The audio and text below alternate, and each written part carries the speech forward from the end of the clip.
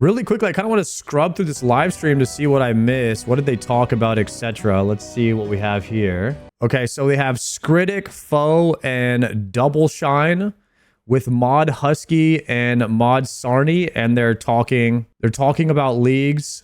Like synergies and everything.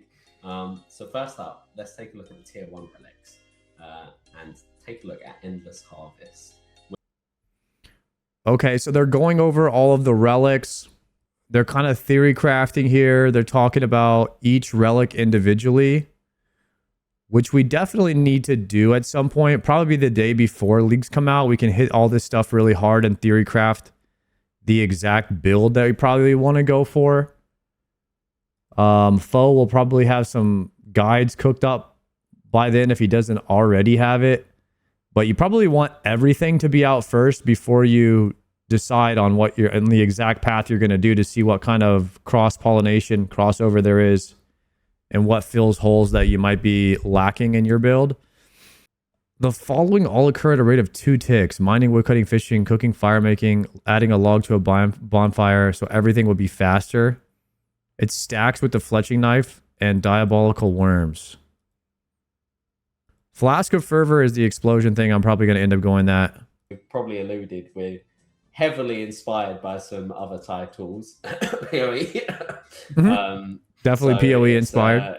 It's only fair we'll do something in sort of similar vein. So I just wanted to run down quickly what people's thoughts are. But before that, I'll just say, if anyone's who missed it, you will have 40 points total to spend. You'll get those points through combat themed. I'm so happy they came out with the point calculator early for this so we can start crafting builds. And there is elements to reset the tree. You will have a total of 3. They will come from your first 3 unique Echo Boss kills. After you have those 3, once you spend them, that is it. It is done. So just bear that in mind. So without further ado, I think we should jump into this fantastic wiki calculator, by the way. The OSRS wiki cooked on this. Yeah, they did. Yo, thank you very much for the sub, Reese Dicko. Legend, my man. I appreciate that. Thank you for the 2-monther.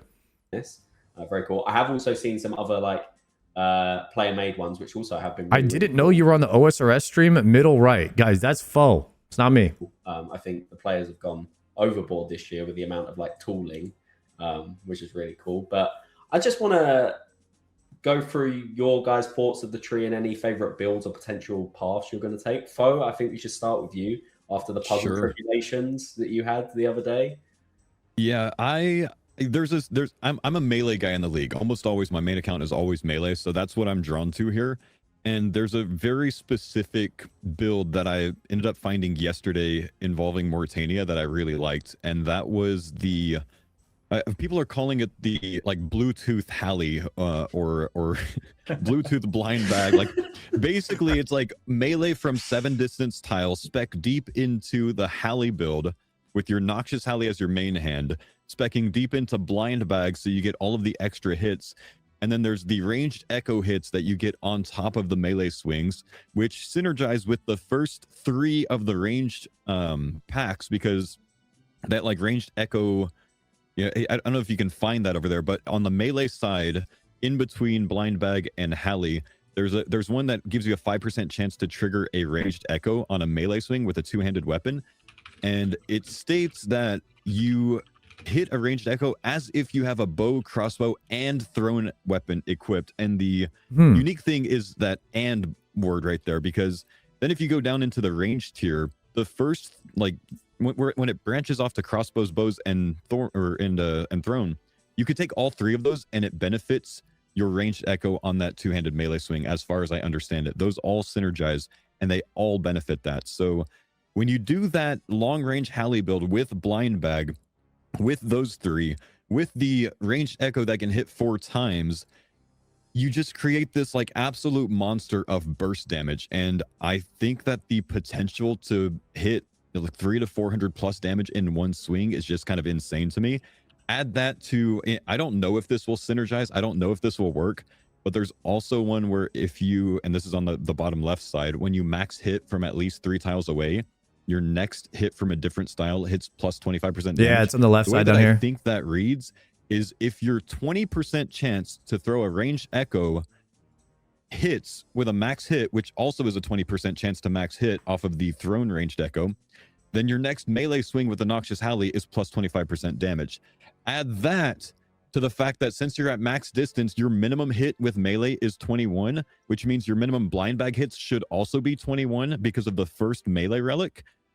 Like, this just becomes an absolutely cracked build. Oh, and not to mention, you're plus 12% max hit. I didn't think about the ranged echoes hitting for a max hit, which would proc you being able to melee. Because if you melee proc a ranged echo, then your next melee has 25% more damage. If that counts as an attack, if the ranged echo counts as an attack on this 25% node. Because of the one that's right before the what's up, Green? Halley capstone. It's insane. Like, the build is insane. And if that wasn't enough, you can also spec in to a 1-tick staff. So if you have a Sang staff, if you have the Garglon staff from the Grotesque Guardian Echo, you can get that too. And with all of this, I've still only spent 35 points. So I have 5 to put elsewhere. I can unlock this potential before I'm done with all the tasks. It's insane. I love it. Sorry, could you repeat that? I missed that. The Garglon staff. Garglon. But yeah, I think The that, Garglon the staff. trees have been really fun to design. In general, what you're saying, to clarify that mechanic, yes, that kind of works how you would expect it to work. It does. The echo, I have to re-clarify something in the Discord because Halo actually said I was wrong about something.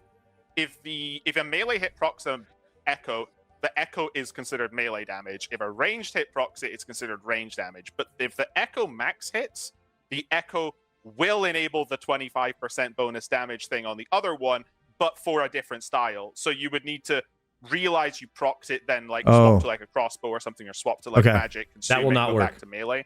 So there's some cool stuff and synergies, but the design philosophy, I really want to shout out Mod Tomb.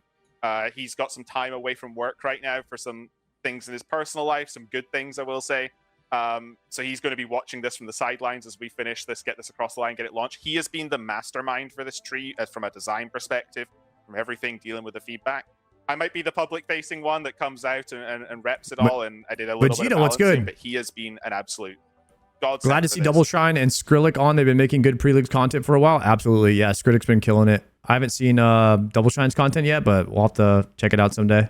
And one of the big philosophies he had was, we want things to work where they should. If you think it should work, it should. There shouldn't be something where you go, oh, does this work? And it doesn't. Now, obviously, people have asked some really stupid questions. Civics, what's good, bro? The answers to those stupid questions are, no, of course they don't work. You're reaching a bit with that one.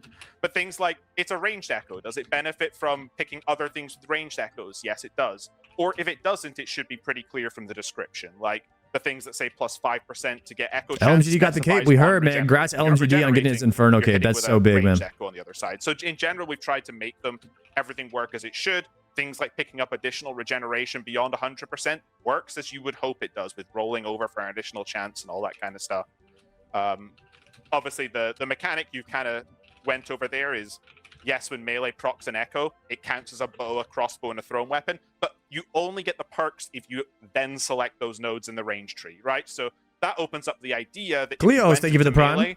And you're kind of lost a little bit. You max out your blind bag, you max out your halberd, you're kind of thinking, how do I get more power? That node is kind of saying, maybe dabble in a little bit of range stuff. And then maybe that then leads you to go, maybe I have a strong ranged off style. Maybe that's the way I'm going to play the league. Or maybe you just go down far enough to get the buffs and then, as you said, make a mage off style. So, there's been a lot of fun with this. And I think the big challenge is, obviously, people have been talking about inspiration from other games that make much more complex trees than we do.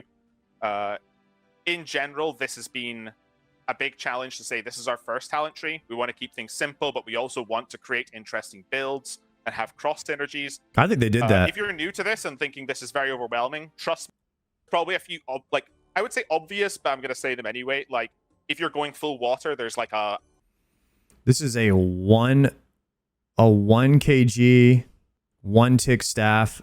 This is a one-handed, 1-tick staff with a really hard-hitting T-bow build. It's weird. you've got 60% lifesteal, so the DPS is going to be a bit lower than some other builds, but you've got 60% lifesteal and 180 HP. Glad to see you enjoyed the game so much. Good luck with the grind. Tell me, Cleos. Thank you. Like purposely taking like a 6 Jads and getting every prayer wrong, and Wednesday hype. Like it takes that level of damage to kill you, right? And even then, like, what are we, 6 days? 6 days away, boys. And heal up in between the range hits. I'm sure you could probably do quite well against 6 Jads. There's Thorn stuff and Din stuff people have been playing around with that is pretty hard to die. Yeah, the full Thorns build actually looks the most OP. I'm not even gonna lie, guys. I think full defense stacking with Thorns with infinite sustain is gonna be the best build. I'm calling it now.